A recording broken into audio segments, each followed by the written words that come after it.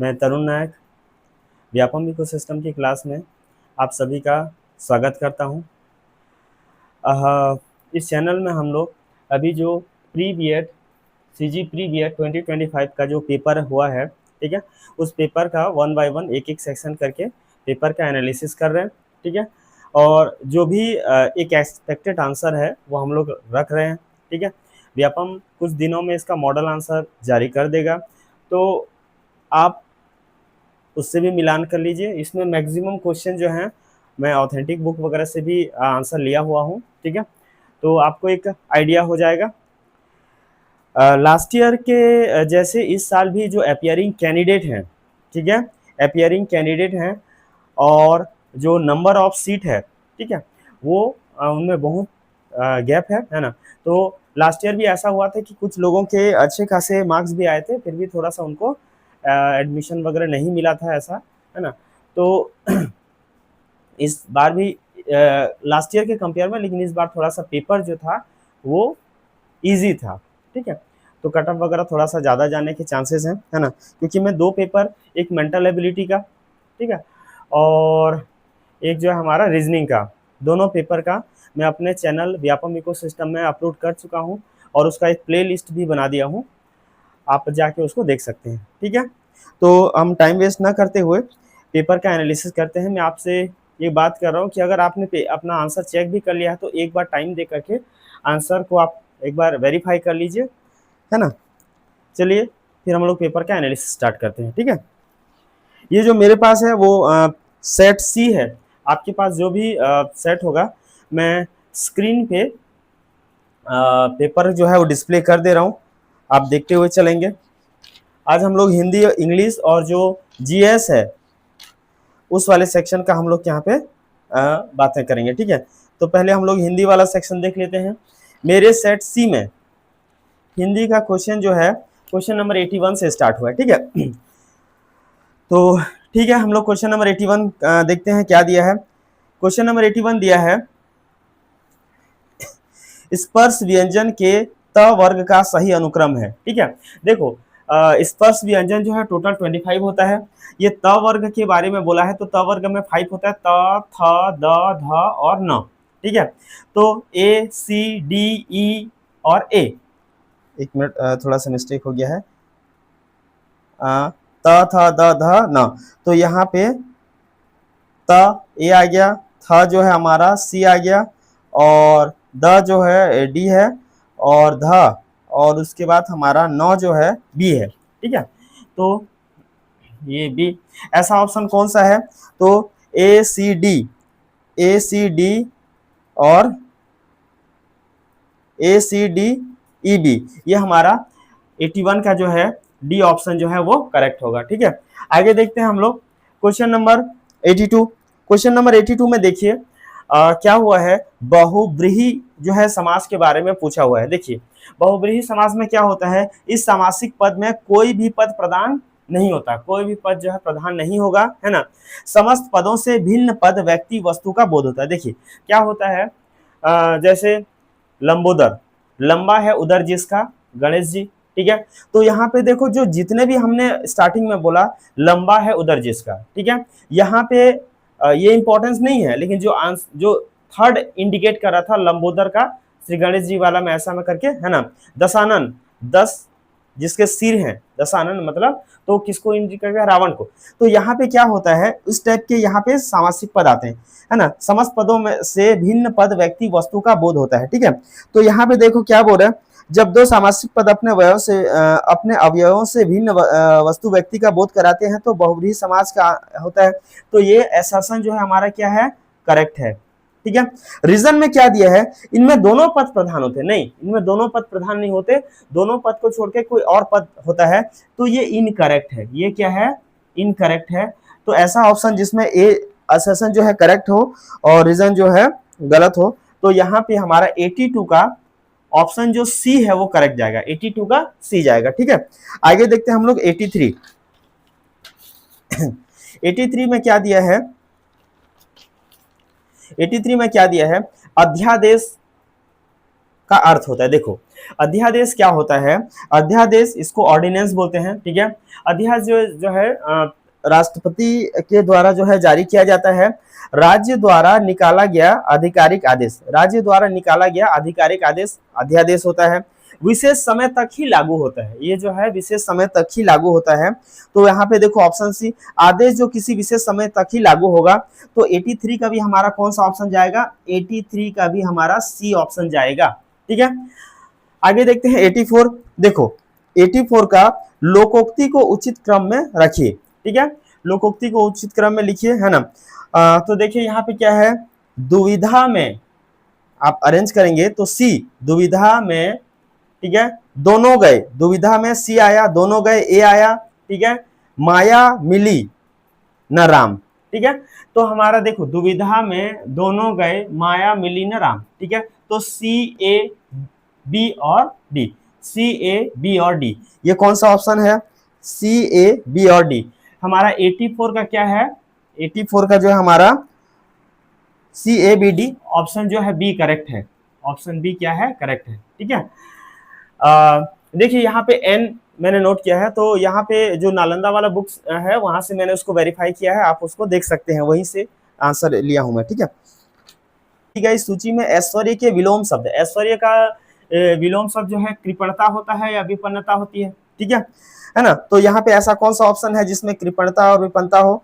तो यहाँ पे 85 का जो है ए ऑप्शन क्या होगा? वो करेक्ट होगा, ए ऑप्शन क्या होगा? करेक्ट होगा।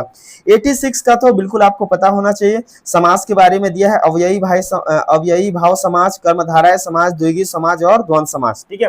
तो मैंने यहाँ पे मैच कर दिया है, देख लीजिए आप। ए का 4, ठीक है, ए का 4 और बी का 3 और ए का 4, बी का 3, सी का 4 और डी का 1। इसमें कौन सा ऑप्शन जा रहा है हमारा? इसमें जो है डी ऑप्शन करेक्ट जा रहा है, ठीक है। एक मिनट, ए का 4, बी का 3, एक मिनट अवयवी भाव यथाशक्ति सही है, और कर्मधारा नीलकमल 3, द्विगु, यहाँ पे एक मिनट, द्विगु पंच तत्व एक में है ना, यहाँ पे थोड़ा सा मिसप्रिंट हो गया था। और द्वंद्व जो है भाग दौड़ है, तो द्वंद्व जो है भाग दौड़ हमारा सेकंड है, ठीक है। तो ऐसा ऑप्शन जिसमें ए का 4, बी का 3 और सी का 1 और डी का 2, ये हमारा कौन सा ऑप्शन जाएगा? इसमें जो है हमारा सी ऑप्शन जो है वो करेक्ट होगा, ठीक है। आगे देखते हैं हमारा क्वेश्चन नंबर 87, है ना। नीचे दी गई सूची में लोकोक्ति को पहचानिए, ठीक है ना। देखिए लोकोक्ति कौन कौन सा है? अधजल गगरी छलकत जाए, ये है। एक पंथ दो काज, ये भी है, ठीक है। आ बैल मुझे मार, ये तीनों है। लेकिन काला अक्षर भैंस बराबर जो है ये नहीं है, क्योंकि काला अक्षर भैंस बराबर जो है अनपढ़ के लिए यूज होता है, ठीक है। तो जिस ऑप्शन में एम है, ठीक है, वो नहीं होगा। तो बी वाले ऑप्शन में देखिए एम है, सी वाले ऑप्शन में एम है और डी वाले ऑप्शन में एम है, तो बी सी डी वो कैंसिल हो गए। तो 87 का जो है हमारा ए ऑप्शन करेक्ट हो रहा है, ठीक है। आगे देखते हैं 88 का, तद्भव शब्द कौन सा है, ठीक है। मेरे अकॉर्डिंग देखिए ये क्वेश्चन जो है ना ये थोड़ा सा डाउट है, ठीक है, क्योंकि जो पिता और किसान दोनों ही तद्भव शब्द हैं, इसलिए मैंने इसको स्टार बना के रख दिया है, ठीक है। आगे देखते हैं क्वेश्चन नंबर 89, संज्ञा के प्रकारों में सम्मिलित नहीं है, ठीक है।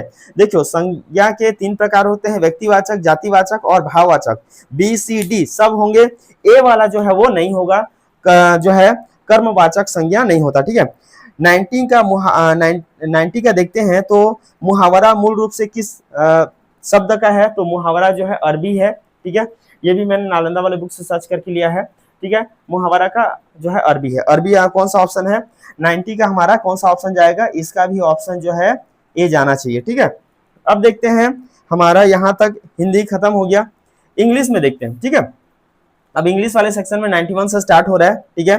तो देखो he blank drink beer, now he drinks wine. देखो इसमें जो है जो भी कैंडिडेट है उसका जो है कैरेक्टर थोड़ा सा चेंज हो रहा है, पहले वो बियर ड्रिंक करता था, अब जो है वाइन ड्रिंक कर रहा है, ठीक है। जब भी ऐसा आता है तो यूज टू वर्क, जब उसको जो उसका कैरेक्टर है, जो काम है, उसमें चेंज आता है तो यूज टू वर्ड हम लोग क्या है यहाँ पे ये मॉडल यूज करते हैं, ठीक है। तो यहाँ पे यूज टू कौन सा है, तो यह हमारे 91 का क्या आ जाएगा, 91 का आएगा हमारा सी, ठीक है। आप अपना आंसर मैच करते हुए चलिए, कुछ दिनों में मॉडल आंसर वगैरह आ जाएगा, ठीक है। तो 92 का देखिए, है ना, identify the correctly spelled words from the following. Separate सही है, करेक्ट है, ठीक है, सेपरेट SEPARAT। उसके बाद बी वाला जो है वो नहीं है करेक्ट। सी वाला देखो रिसीव करेक्ट है, और इंस्पाइट ऑफ, तो ACD कौन से ऑप्शन में है, ACD जो है हमारा सी ऑप्शन में जाएगा हमारा 92 का सी, ठीक है। आगे हम लोग देखते हैं अब आगे हम लोग देखते हैं 93 में देखिए क्या दिया है, एक यहाँ पे इनडायरेक्ट स्पीच का दिया हुआ है, ठीक है। यहाँ पे what did you eat for breakfast today, the doctor asked the patient, ठीक है। तो यहाँ पे देखिए जो आप ए वाला है क्या दिया, the doctor asked the patient what he ate for breakfast that day, ये इनकरेक्ट है। उसके बाद देख सॉरी ये करेक्ट है। उसके बाद देखते हैं the doctor asked the patient what he had eaten for breakfast that day, ठीक है, ये भी करेक्ट है। उसके बाद देखो C, the doctor asked the patient what he ate for breakfast today, ठीक है, ये वाला इनकरेक्ट है, ठीक है। और the doctor asked the patient what did he eat for breakfast that day, तो सी और डी जो है इनकरेक्ट है ना। तो हमारा डी वाला ऑप्शन जिसमें ए और बी जो करेक्ट है वो 93 का क्या आ जाएगा, डी आएगा। 94 का ए आएगा, ठीक है। 94 जो है ऐसा, सॉरी 94 का क्या देखते हैं यहाँ पे, 94 का ये आपका अनसीन पैसेज है, आप उसको रीड करेंगे। देखिए ये ऐसा दिया है कि कोई कैमरा है, ठीक है, कोई कैमरा है जो कितना दिया है 24 FPS, आजकल जो कैमरा आता है देखना 24 FPS 30 FPS, मतलब FPS मतलब फ्रेम पर सेकंड, ठीक है, जो कितना फ्रेम पर सेकंड वो फोटो क्लिक करता है, ठीक है। तो यहाँ पे कैमरा दिया है जो नॉर्मल स्पीड से डबल करता है, और उसका फ्रेम रेट जो है 24 है, ऐसा करके। फिर अगर उसको स्लो मोशन में लेना रहता है तो वो हाफ हो जाता है करके। तो आप रीड करेंगे तो यहाँ पे एसएसएन आपको करेक्ट मिलेगा और रीजन जो है इनकरेक्ट मिलेगा। ऐसा कौन सा ऑप्शन है, तो 94 का अपना क्या है, सी वाला ऑप्शन करेक्ट जाएगा, ठीक है। 95 का देखिए मैं मैच कर दिया हूं, ए का 4 जाएगा, ठीक है, ए का 4 जाएगा, और बी का 1 होगा, सी का 2 जाएगा, और डी का 3 जाएगा, ठीक है। इसमें आपका 94 का जो है अपना कौन सा ऑप्शन है, ए का 4, बी और ये ऐसा करके, तो हमारा 94 का ए ऑप्शन जो है हमारा करेक्ट जा रहा है, ठीक है। आगे देखते हैं हम लोग 96 में, ठीक है। 96 में देखिए काउंटेबल नाउन देखना है, तो कब हमारा काउंटेबल नाउन है, तो 96 का सी आएगा। 97 का जो है देखिए आपको 97 का आप देखेंगे तो यहाँ पे बी आएगा, ठीक है। ही वॉज, ये कई एग्जाम में पूछा हुआ है, he was greedy for money, ठीक है, तो फॉर यहाँ पे आएगा, ठीक है, यहाँ पे प्रीपोजिशन जो है फॉर आएगा। अब उसके बाद देखिए हम लोग 98 में आप यहाँ पे अरेंज करेंगे तो 98 का आपको सी मिलेगा, ठीक है। 98 का जो है सी मिलेगा कैसे, remove the thermometer from its tube and look at the column of mercury to make sure it stand a few degree below normal, shake down the column of the mercury, मतलब एक इसमें क्या है, एक mercury है, उसको ऐसा आपने सेक किया, फिर उसको यूज किया, ठीक है, फिर यूज करने के बाद आपने रीडिंग लिया, फिर उसको अपना मर्करी को ऐसा बंद कर दिया। ये 4 स्टेप अलग अलग जो है स्टेप है उसको अलग अलग पॉइंट में दिया हुआ है, तो मिलाएंगे तो आपका जो सी वाला ऑप्शन है वो करेक्ट होगा, ठीक है। आगे देखते हैं 99 का जो है यहाँ पे I blank my dinner an hour ago, तो यहाँ पे क्या आ जाएगा हमारा बी वाला ऑप्शन जो है हेड आएगा, ठीक है। उसके बाद देखो 100 वाला क्वेश्चंस है, ठीक है। 100 वाले क्वेश्चंस में क्या दिया है ना, arrange the following sentence in proper sequence. A जो है on phone through he dial frequently, C जो है and had left no information, D जो है my brother could not contact me, E जो है as I had gone out office. तो इसको आप अरेंज करोगे तो क्या होता है, उसका जो है उसका ब्रदर जब उसको कॉल करता है तो वो क्या है, ऑफिस से बाहर चला जाता है और वो रिसीव नहीं कर पाता। वो सिस्टम एक सेंटेंस बनता है, तो आप अरेंज करेंगे तो डी जो है वो सबको करेक्ट बता रहा है, देखो ठीक है। तो हमारा इंग्लिश वाला करेक्ट हो गया, हिंदी वाला भी करेक्ट हो गया। अब हम लोग जीएस का थोड़ा सा देख लेते हैं, ठीक है। इसमें जीएस जो है 31 से स्टार्ट हो रहा है सेट्स इसमें, ठीक है। देखिए आपको दिख रहा होगा 31, देखिए Whose autobiography is the Indian struggle. Obvious सी बात है, ये जो इंडियन स्ट्रगल ऑटोबायोग्राफी किसका था, सुभाष चंद्र बोस का था, ठीक है। कौन सा ऑप्शन है हमारा, 31 का क्या जाएगा, सी जाएगा, ठीक है।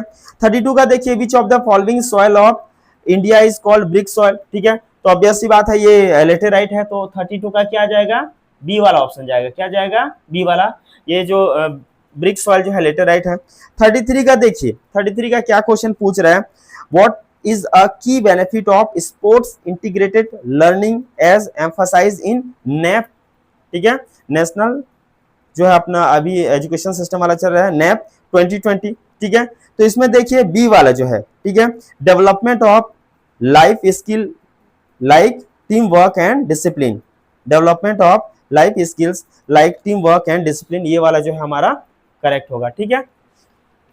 चलिए आगे बढ़ते हैं। 34 का ये क्वेश्चन तो बहुत इजी था भाई, हु डिस्कवर इलेक्ट्रॉन, इलेक्ट्रॉन का डिस्कवर किसने किया, तो जे थॉमसन ने किया है, ठीक है। आगे देखो 35 का, ठीक है। 35 में क्या बोला है, there has been huge increase in the frequency of water in inundations and floods in the Brahmaputra plain. देखो यहाँ पे क्या हुआ है कि वाटर इंक्रीज हुआ है, ठीक है। तो वहां पे ब्रह्मपुत्र जो रिवर में वाटर का लेवल वगैरह इंक्रीज है तो फ्लड वगैरह आ गया, ठीक है, ये करेक्ट है।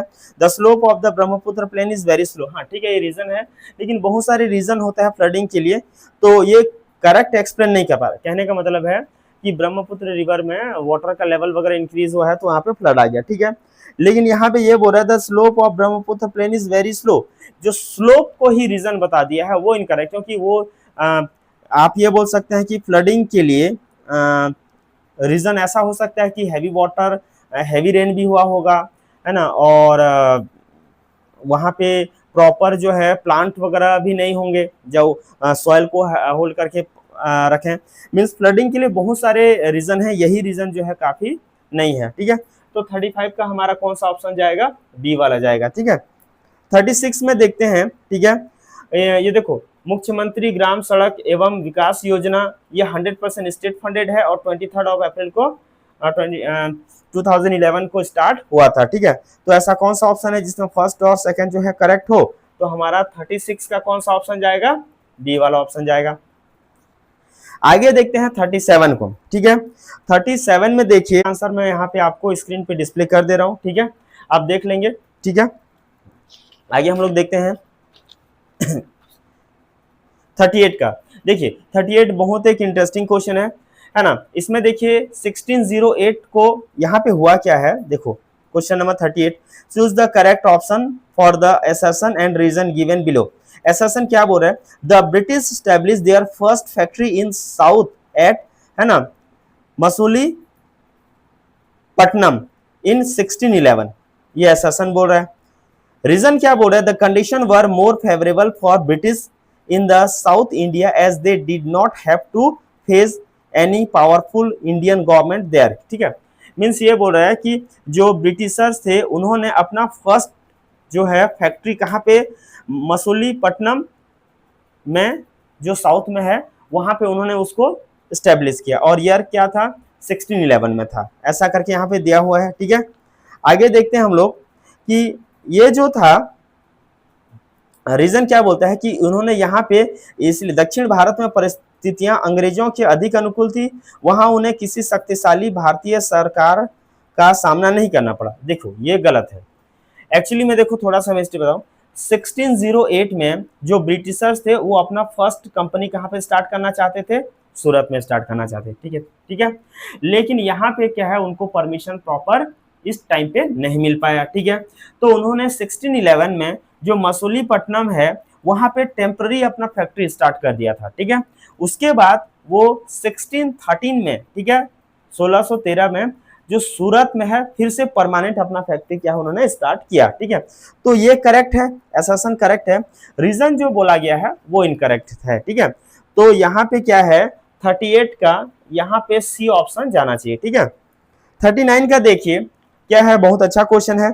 Arrange the following authors in the correct chronological order, मतलब पहले कौन किनका टाइम था, उसके बाद किसका, ऐसा करके हमने अरेंज करना है पहले से, है ना, जो है अभी वाले तक करना है, ठीक है। तो देखिए क्वेश्चन नंबर 39 में देखेंगे क्या रहेगा, है ना, ये जो बाणभट्ट है, ठीक है, उसका 17 जो है, सॉरी 7th क्या है, एडी है, क्या है ये, एडी है, ठीक है। और कल्याण का क्या है, ये भी एडी है, एडी मतलब आफ्टर डेथ, ठीक है। और कालिदास का 4 to 5 एडी है, ठीक है। पतंजलि का 2nd बीसी है, और क्या है, चाणक्य का क्या है, 4th बीसी है। कहने का मतलब है बीसी वाले पहले आएंगे, ठीक है, बीसी वाले पहले आएंगे तो ई पहले आएगा, चाणक्य 4th बीसी है। फिर देखो 2nd बीसी वाला पतंजलि रहेगा, ठीक है। फिर देखो एडी में क्या रहेगा, कालिदास सी, उसके बाद जो है बाणभट्ट का रहेगा, फिर कल्हण का रहेगा, ठीक है। तो ये जो हम लोग करेंगे, क्रोनोलॉजी अरेंज करेंगे, C D C A B, यहाँ पे कौन सा ऑप्शन जा रहा है हमारा, 39 का जा रहा है हमारा डी वाला ऑप्शन जो है करेक्ट है, ठीक है। चलिए ठीक है, आगे हम लोग कंटिन्यू करते हैं, यहां तक तो क्लियर हो,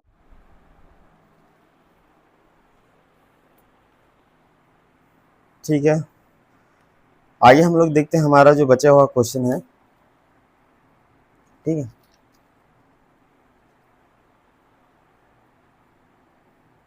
हाँ देखिए, अब हम लोग देखते हैं क्वेश्चन नंबर 40, 40वां वाला क्वेश्चन, ठीक है। इसमें क्या दिया है, मैच द कॉलम है ना, यूनिवर्सिटी एजुकेशन कमीशन, है ना, डॉक्टर डी एस कोठारी, है ना, नेशनल नॉलेज कमीशन, ठीक है, सैम पित्रोदा, है ना, एजुकेशन कमीशन, ये सब ऐसा दिया हुआ है। तो मैच करते हैं, इसका आंसर हम लोग मैच करते हैं। इसका ए का 4 होगा, ए का 4 होगा, मतलब यूनिवर्सिटी एजुकेशन कमीशन, है ना, विश्वविद्यालय शिक्षा आयोग, इसका जो है 4 होगा, मतलब डॉक्टर राधाकृष्णन। फिर देखिए B, national education commission, B, B का हमारा क्या होगा, 2 होगा, सैम पित्रोदा, ठीक है। एजुकेशन कमीशन, है ना, सी का 1 आएगा, डॉक्टर डी एस कोठारी, और सेकेंडरी एजुकेशन कमीशन का डॉक्टर डी एल, है ना, मुदलियार होगा, ठीक है। तो आप इसका देखेंगे तो ये ऑप्शन जो है करेक्ट जाएगा। अब देखते हैं हमारा क्वेश्चन नंबर 41, 41। आपको यहाँ पे देखना है कि जो कोल रिजर्व है उसमें से कौन सा पहले आएगा, ठीक है। तो यहाँ पे देखो छत्तीसगढ़, देन ओडिशा, देन झारखंड, ये स्टोरेज है। ये क्वेश्चन ये बोल रहा है कि कहाँ पे कोल्ड का स्टोरेज, कहाँ पे कोल्ड का भंडारण, उत्पादन नहीं बोल रहा है, भंडारण, भंडारण कहाँ पे है, तो भंडारण का ऑर्डर जो है या क्रम जो है ये होगा। उसके बाद ई वेस्ट बंगाल, और लास्ट में सबसे जाएगा डी मध्य प्रदेश, ठीक है। तो हमारा ऑप्शन जो है डी, ठीक है। क्वेश्चन नंबर 42 में देखिए यशपाल कमेटी, ठीक है, याद रखना यशपाल कमेटी रिपोर्ट जो आई थी उसको लर्निंग विदाउट बर्डन बोलते हैं। क्या बोलते हैं, लर्निंग विदाउट बर्डन, मतलब यहाँ पे बी वाला ऑप्शन शिक्षा बिना बोझ का, ठीक है, ये वाला ऑप्शन करेक्ट जाएगा, ठीक है। तो 42 का 42 का ऑप्शन जो है डी करेक्ट होगा, ठीक है। आगे देखते हैं क्वेश्चन नंबर 43, ठीक है, 43वां वाला। देखिए यहाँ पे मैच करना था, है ना, उसके आर्टिकल वगैरह से, ठीक है। तो मैं यहाँ पे मैच कर दिया हूँ। पार्लियामेंट्री जो प्रिविलेज है वो आर्टिकल 105 से मैच करेगा, है ना। और कॉन्स्टिट्यूशनल अमेंडमेंट बिल, ये जो बी वाला है वो थर्ड वाला ऑप्शन आर्टिकल 368, है ना। फिर देखो यहाँ पे क्या दिया हमारा, appointment of prime minister article 75 में है, ठीक है। और नेशनल इमरजेंसी जो है आर्टिकल 352 है, ठीक है। तो ठीक है, है ना। तो इसका कौन सा ऑप्शन करेक्ट जाएगा 43 का, है ना। ए का 4, ए का 4, बी का 3, सी का 1 और डी का 2, है ना। ये मैच करेंगे तो 43 का हमारा ऑप्शन जो है सी करेक्ट जा रहा है, ठीक है। आगे देखते हैं क्वेश्चन नंबर 44, ठीक है, 44वां। देखिए मैंने अरेंज कर दिए हैं जो जो बैंक है उसके डेट के साथ ना। अवध कमर्शियल जो बैंक है 1881 में बना था। उसके बाद एसबीआई, ठीक है, यहाँ पे क्या दिया है, एसबीआई की स्थापना, एसबीआई की स्थापना, establishment of the state bank of India, वो 1 जुलाई 1955 को हुआ था। उसके बाद देखते हैं नेशनलाइजेशन ऑफ रिजर्व बैंक,